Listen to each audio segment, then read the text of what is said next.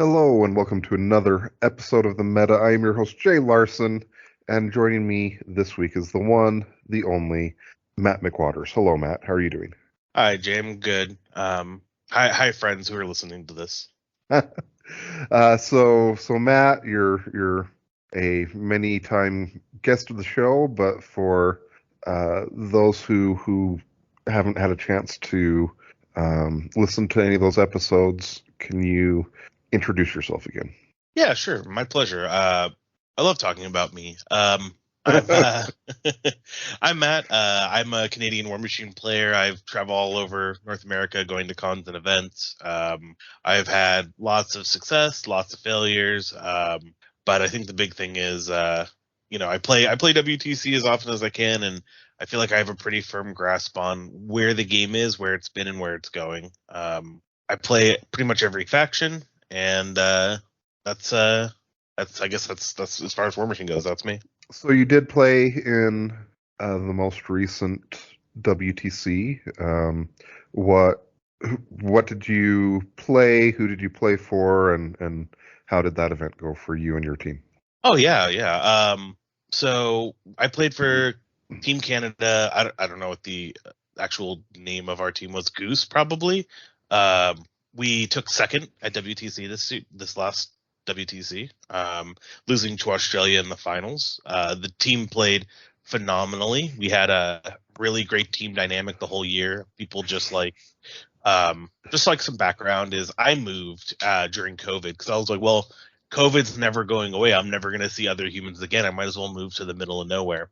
And I moved so far away from like my game store. The only games I get in person are at cons, and like when my friends like drive to come play games at my place. And so I play a So lot on. did you Sorry. partially do that for like cost of living reasons, or just because you're like screw being around people reasons, or not that you have to get into this, but I'm just kind of curious.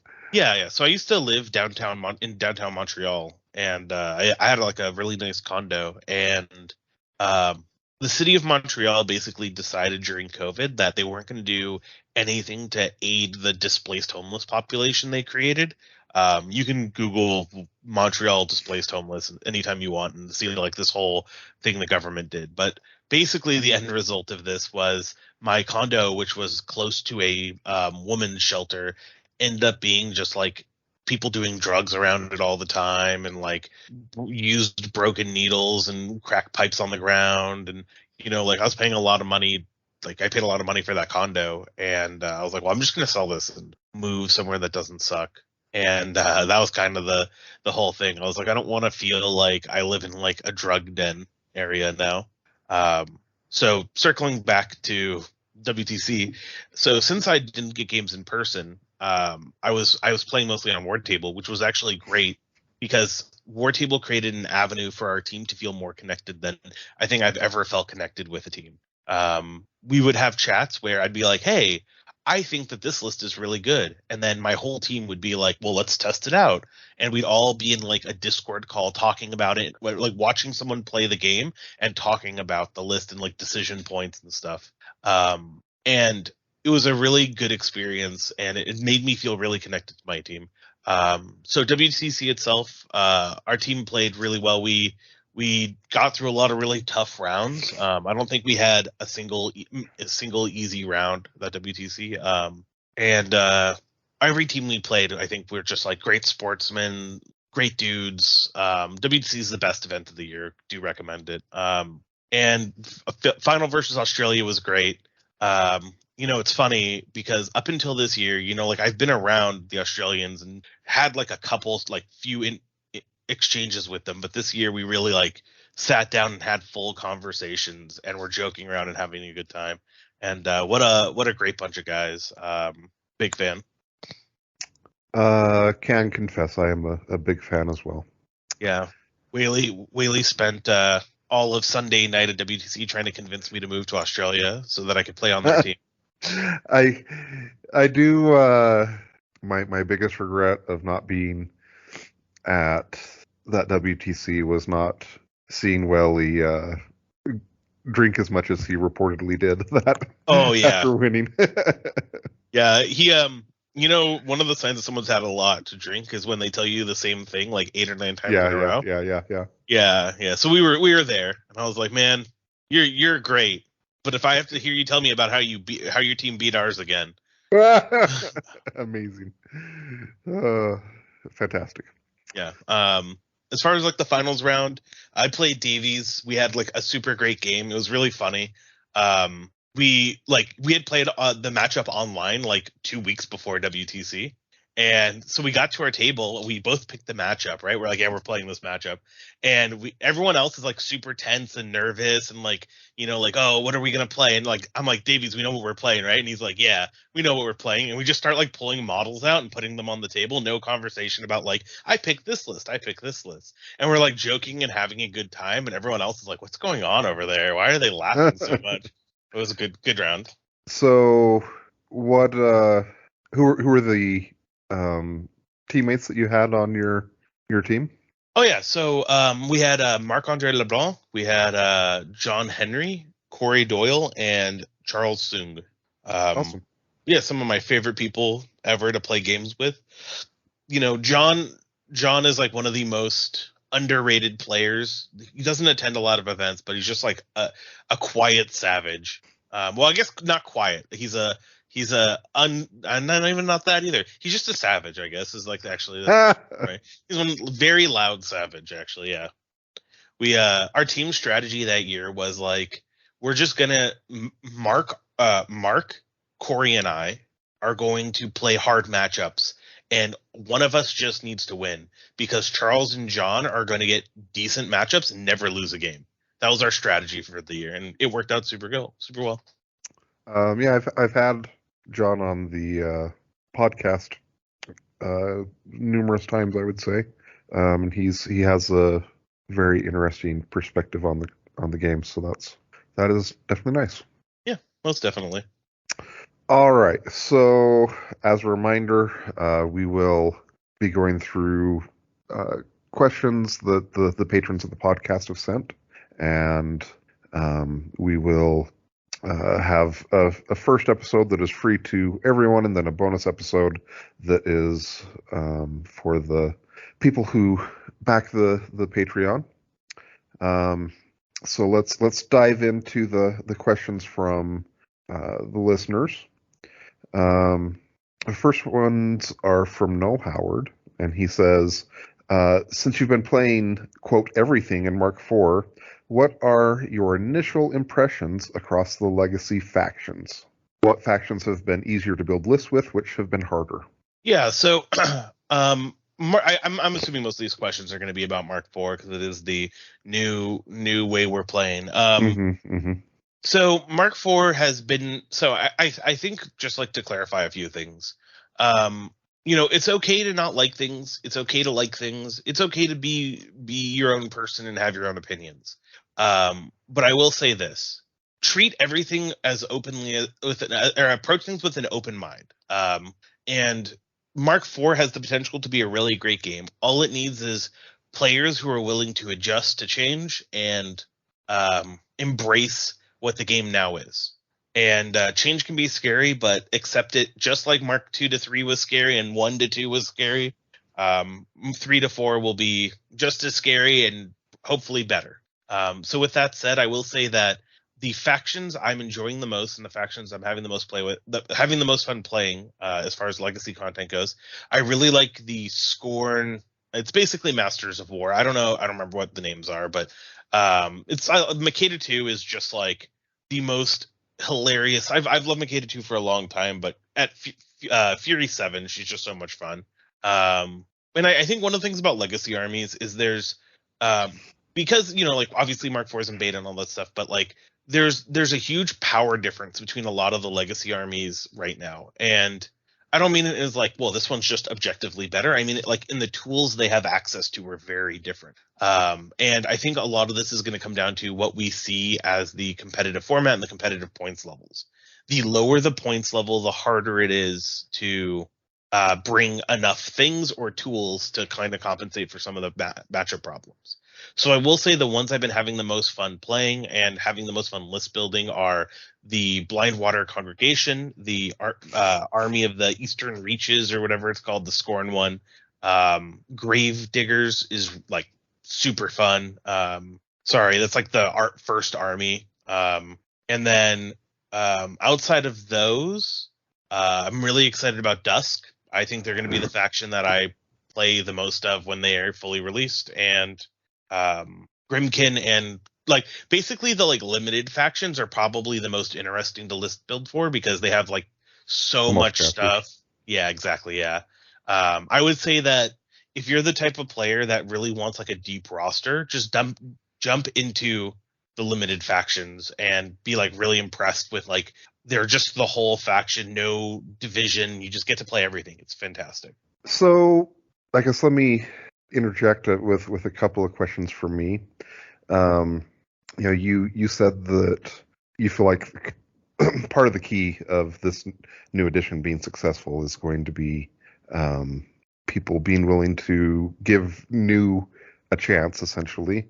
And I think the last guest that I had on was JVM, and he said that his hope was that the format that the community selects is going to be the legacy format with all of the models.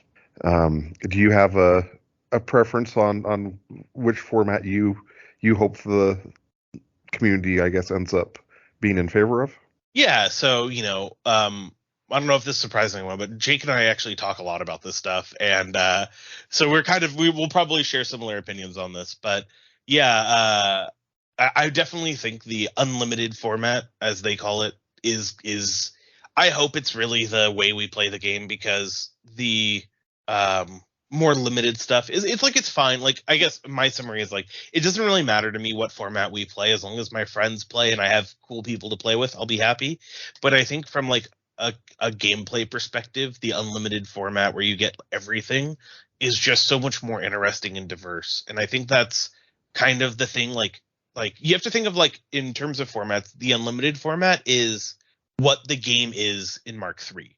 It's just everything you figure it out and you build your army. And limited is that like very restricted, kind of like refined, competitive, focused format, and like it has the potential to be great.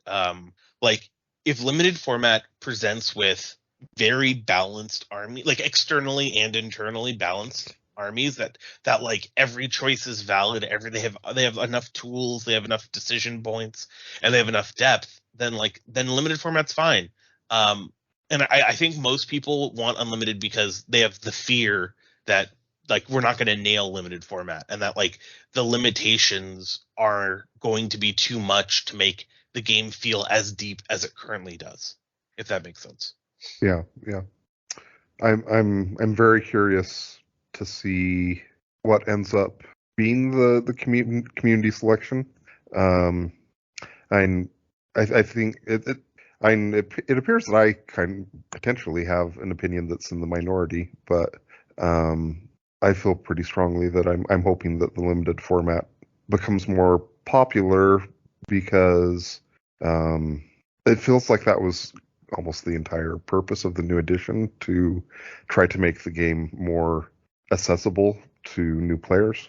And I understand that the players like you and Jake who have like these massive armies that are so invested in the game, not necessarily wanting that. But yeah, well, I'm very curious to see how things end up playing out. Yeah. It also seems very, real quick, it also seems very difficult to, if it does end up being the case where the unlimited format becomes the most popular, it just seems strange to me that like there's going to be so many models that the only way you would be able to buy it is through the secondary market, that it seems like it would be yet another nail in the coffin of new players getting into the game. But maybe I'm thinking about that wrong or overreacting. But you were about to respond, so please go ahead. Yeah, so I don't mean to I didn't mean to interrupt you. Oh, no, you're fine. I would say this. So the Prime Arena, as it's called, is Yeah. probably what's going to end up being the main format. As much as I sit here and I'm like, I look at like, I know everyone can't see my office, but I have like 2 display cases and 2 shelving units and like 10 bins and another 10 bins and like all just full of War Machine models. And I look at like my shelf of Archons, and this is actually the thing that tilts me the most. I look at my shelf of Archons, and I'm like, I spent, a bunch of money on these, and the only format I'll be able to play these in realistically is the unlimited format. And as someone who has spent a bunch of money and like paint time and all this stuff, like, like people will talk about this stuff like, oh, I invested in my models. It's not an investment. You bought models. You didn't invest in them. There's no 401k plan for model buying. It's not, no one, when you're 85 years old and people are like, oh, what are your model stocks like? It's just not a thing. You bought something because it represents, time. You did something to spend time, and you got your value from it most likely.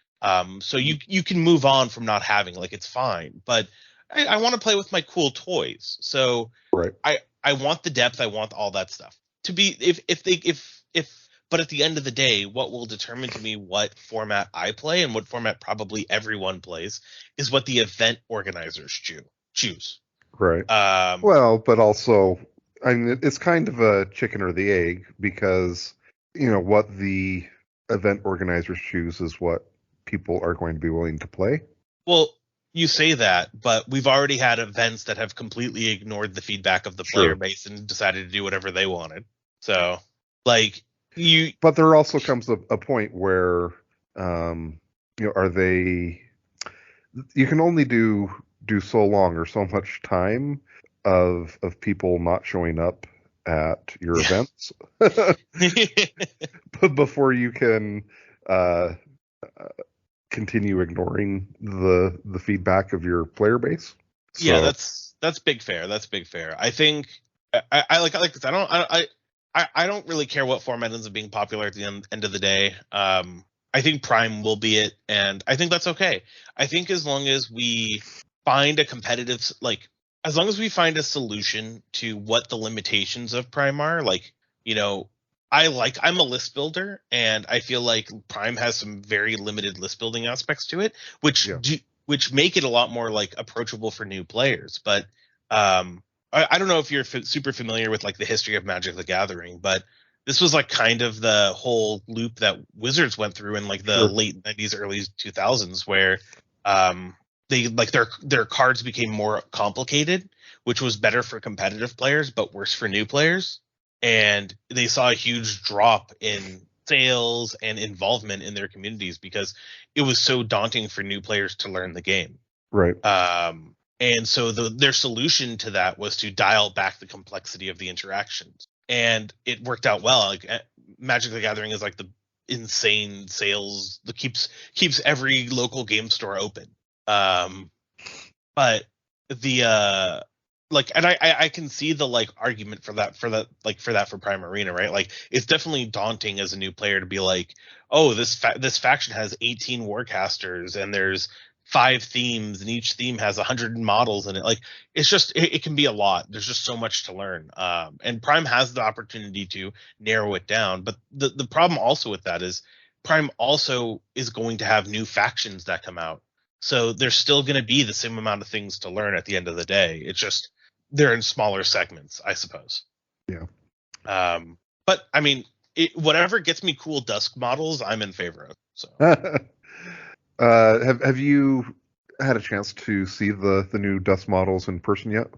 Yes. Yeah. I own some Dusk models, and I definitely wasn't shown some Dusk models before they were released to everyone else. No one definitely showed me the renders and pictures. Definitely didn't happen. So, did you have some of the Kador and I guess Signar and Orgoth battle boxes as well? Yeah. And one of the common things I've had people say is that it seems like there was a pretty big step up in quality from the earlier models to the Dusk ones.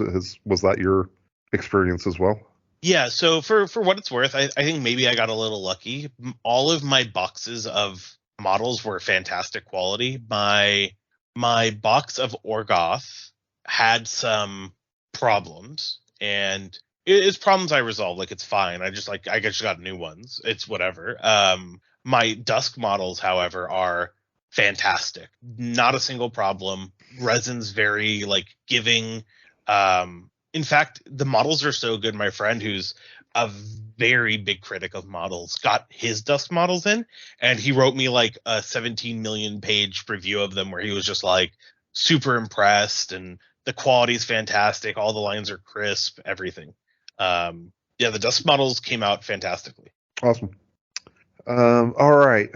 So back to questions from Noah Howard again. He says, what point level of Mark IV have you been enjoying most? If you've also been exploring the new armies, how do you feel they compare with each other? How do they compare with legacy armies? I guess we can do the point level first and then get on to questions about the... Yeah. So, I mean, maybe this again touches on community versus yeah. organizer questions. Yeah, well, I think this is also community versus privateer press as well. Yeah, yes. Privateer press is like, when they were like pushing Mark IV initially, they wanted 50 points as the level, and everyone I know who had input on that was just like, no, that'll never fly. So they kind of like were like, well, 75, and I think 75 is not great. So 75 of Mark IV is less points than 50 points of Mark III, which is just like really hard to like parse my head around. You end up with like so much less stuff on the table. And some people really like 75 points, and I don't mean to like cast aspersions on them. Like, you can like what you like, it's okay. But I think 100 points should be the competitive norm. I think if you're the type of player that likes to have choice and depth to your games, 100 points is where you need to be. So I kind of feel like, and correct me. I mean, I guess we're maybe making some wild guesses at this point, and maybe this is. I'm not sure this is even knowable, but it kind of feels like part of the reason why Privateer Press has been doing this is because they feel like the lower point level will be more accessible, attract more players, and also B, that they look at. I'm having a complete blank right now, but the player made Brawl format. Machine. Yeah, Brawl Machine. They look at the popularity of Brawl Machine and they're like, this is something that could get a lot of people excited or whatever, and that all seems great to me, and all seems that's probably accurate that a smaller point game will get more people excited about your game, but it also feels like the competitive format that people are traveling to conventions for doesn't really work, especially at, like you had mentioned, the 50-point level is just like, I mean, this is never going to, to be feasible. I mean, do you think that this is all my wild conjectures here have some basis in reality, or do you think something else is going on? Yeah, I think you're right on the money. I think PP was shocked by the popularity of Brawl Machine. I was shocked by the popularity of Brawl Machine. It really revitalized a struggling casual community, and I think a lot of the design choices of Mark IV were kind of done in kind of like to mimic that design. That's what it feels like to me. I'm no expert game designer, but from my armchair, this is what it feels like to me. Is like, they were like, wow, Brawl Machine was really popular. Let's like create, like, what were the popular things about Brawl Machine? It was a very limited format, lower points level. Like, the scenarios were like a lot easier to digest. The gameplay was a lot easier. So they were like, well, let's keep the points level low so that, games are over quickly, and create a limited format with like limited models, limited access. You have less to learn, makes the game more approachable. And like, maybe they're right. Maybe that's like the future of like keeping the game approachable to new players. But like, if the game goes that way, it's not fun for competitive players. Sure. And I mean, I think that, you mentioned looking at what Magic the Gathering has done in the past, and I think that it is in this area at least a little bit informative to look at that because in a lot of ways I am familiar as a game store owner with different types of Magic players, and you have uh, events that cater to different types of players or what different players are seeking. And so, you'll have commander events where people are playing these, fun, silly games with each other, trying to get off big combos or really just kind of having a social time with friends. And then you will have, these competitive tournaments where you are doing Swiss pairings and the people are trying to hone the finest deck or net decking the finest deck, whatever. Um, but I think that it is important or wise for Privateer Press to recognize that they're going to have multiple customer types and that they need to be supporting both of those types of customers.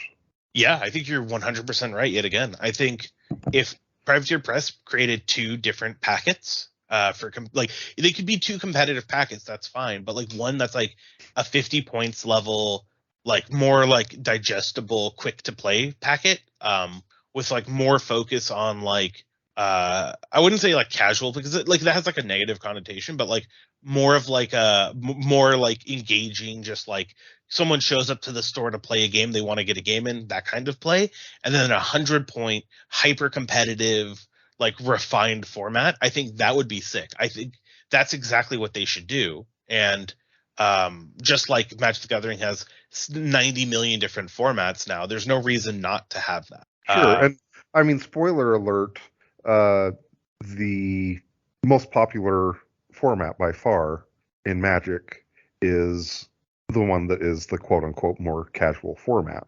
And it's the one that, like you had said, that has made Magic retain its popularity, or et cetera. And it also was initially a fan created format.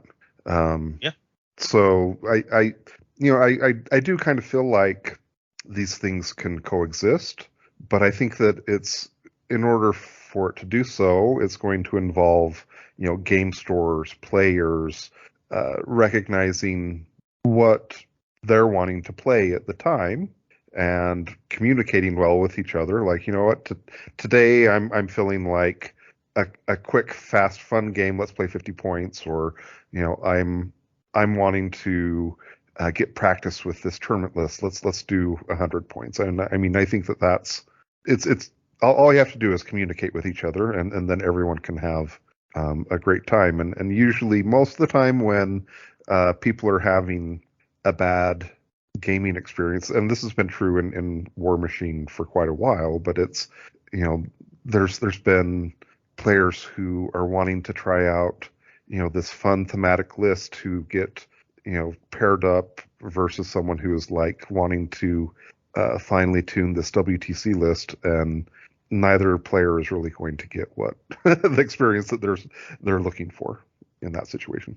Yeah, most definitely. It turns out that War Machine appeals to a broad field of different people, and different people have different wants. Yeah, I mean, like I think at the end of the day here, we're in an exploratory period with Mark IV where I don't think Privateer Press really knows what they want Mark IV to be, and I don't think we as a community really know what we want Mark IV to be. And competitive players like me, JVM, I'm sure a million other people want the game to be competitive and strict and brutal and grueling and all of the things that Mark II and Mark III were. We want more of the same, but we just want better. And a lot of the like more casual players who don't want more of that, they don't want to the only value ascribed to the game to be going to a convention or going to a tournament. They want to play the game with their friends and have fun. And neither side is right. It's just, or neither side is wrong. Sorry. Or I guess right. Whichever way you want to interpret it. It's just It's just whatever you want with your group. And I think this is kind of the thing is like I shouldn't say my local, I haven't played a game locally in a while, but like my community before I moved was mostly casual players. We had like a few like competitive players, but when I was community building, I'd put a lot of time and effort into promoting casual players and making sure that everyone who showed up got what they were looking for. So I would like when I held tournaments, I would pair casual players together, or I would make sure that the competitive players got good games for like practice, and I would just control the pairings for the most part because I'm a monster. But like it is one of those things where like you want people to have fun, and Privateer Press wants to sell models, so you have to find the middle ground of like selling new things, but also making the game engaging and fun for the people who buy the new things. And I think as long as the community has an open mind and is willing to deal with some awkwardness to hopefully get a better product at the end, I think we're fine. I just want people to understand that like you have to be willing to accept change and like be like have the conversation of like, oh, I don't want to play 75 points because this is what I don't like about it. And this is why I like 100, or why I like 50, why I like this, why I like unlimited, why I like prime, and here's what I want from it. And I know as like gamers that play miniature games, we all are socially awkward and weird, but like just like treat your friends like they're your friends and have a conversation. They're humans too. All right. So next, the follow-up question that Noah Howard had was basically your thoughts on the new armies and how you think they compare with the legacy armies. Yeah, they're all fine. I really like Dusk. I mean, rules wise, they're fine. Aesthetically, they're beautiful. I think so. I think the new armies have more tools inside their like base kits, and then they have the spell racks on top of it. And legacy armies have more refined tools and more refined spell lists. And like, I don't think legacy armies are better than or worse than new armies for the most part. I think they're all relatively the same power level ish. Like there's some things that are better than others for sure, and like that's just like balance needs to be updated, and like that's how it's always been. But I think it's all like fine. Yeah. All right. Next question from Noel Howard. He says, "What, if anything, do you find different about list building in Mark IV?" Yeah, you just so like I build for 100 points because I don't 75 points is a little bit iffy for me, but at 100 points I still feel like I just don't get as much stuff in a list as I want. I think it's like the nature of not having requisition choices for the free solos is you like fill up your list with like worker models. You're like, okay, I need these warjacks, and then because like at 100 points you need 3 warjacks, so you're like, or 3 warbees, so you're like, okay, I'm playing Makeda 2, I need a Titan Gladiator, Mullikarn, and Tiberian. And then you're like, okay, well that's half my list, so now I want some Ferox. So you take some Ferox, and you're like, well I don't have points for anything else. So you take some solos, but the solos don't really have like the same equivalency as like units, right? Like a solo still costs 4 points, and a unit is now 5 points or 6 points. And so it's like it's hard to like solos, which you need for the scenario packet, are very hard to afford in your list.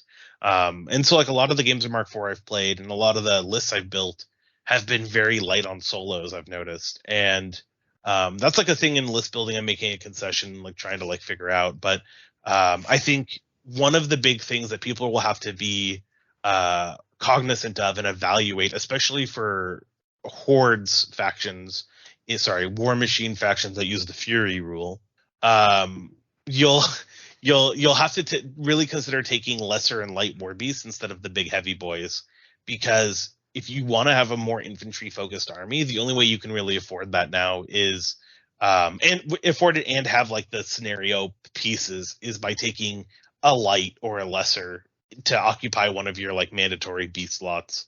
That's kind of the observation I've made so far. Okay. So next question from Noah Howard. He says, do you find that Mark IV games feel similar or different from Mark III games? And if so, what ways do they feel different? Guns just rule everything around me in Mark IV. It's like it's insane. The like it's not necessarily like the changes to terrain, it's like just the changes to the tools you have as an army. Just means that guns are just like phenomenal. Like killing casters now is like you're like, oh, is your caster in range? Well, he's just dead. There's just like less shield guards, less protections, more ways to get around the protections with the command cards. And I think that's like something that like PP will definitely need to keep an eye on, because you get like these assassination runs where like you kill anything you want, like doesn't matter what defensive stats they have, and it's like, yeah, like there's ways you can survive. It means that like frontline casters, like, and armies that play aggressively are like really hard to play because they just get blasted. That's been so far the big difference for Mark III to Mark IV. Is just like the more limited set of defensive tools you have access to means that guns are just phenomenal. And also, the way units work is probably like, obviously, I'm sure everyone knows about the movement change, but like the way it impacts the table and where things can be and how they can move across the table really makes the game, at least for me, that part of it is one of my favorite parts. I was a big fan of I am a big Warcaster fan.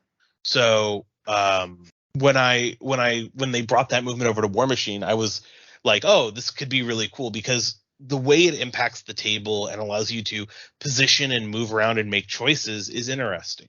And it doesn't have to be better or worse. It's just interesting and fun to play with something new. And I think those are the big things from Mark III to Mark IV that I was like really jumped out at me as like big points of like, okay, this is different.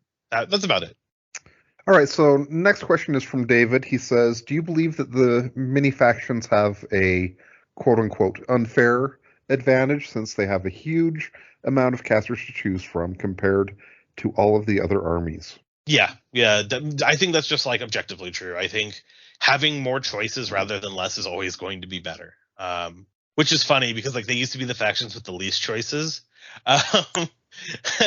But yeah, no, I think like from a longevity standpoint and like an internal and external balance thing, I think factions that have more choices will always be better than factions that have less. But I don't mean like they'll win more. Like I don't think like that's the case. I think it's just like they'll be better situated to be more consistent.